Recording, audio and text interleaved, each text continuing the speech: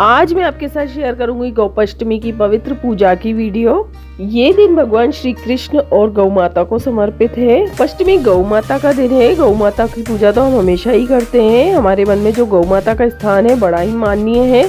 पर जो गोपाष्टमी का दिन है वह बहुत ही खास दिन है, जिसमें गौ माता की पूजा की जाती है। कार्तिक शुक्ल पक्ष की 8वीं तिथि को गोपाष्टमी कहते हैं।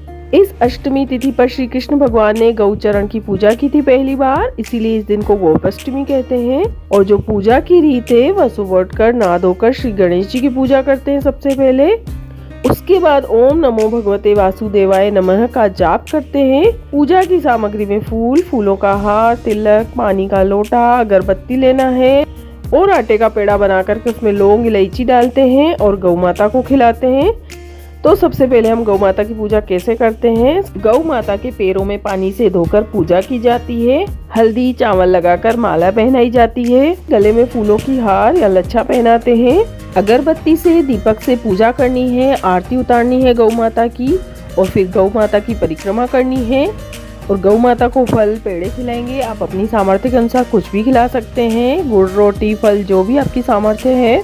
यह सब खिलाने के बाद पानी पिलाते हैं गौ माता को।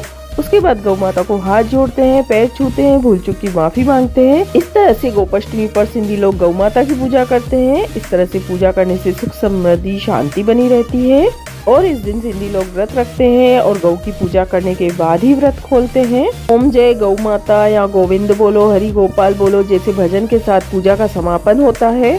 और गौ ध्यान या चरण ध्यान करना शुभ माना जाता है। इस तरह से सिंधी समाज में गोपाष्टमी के दिन कृष्णा या गौ माता दोनों का आशीर्वाद लिया जाता है।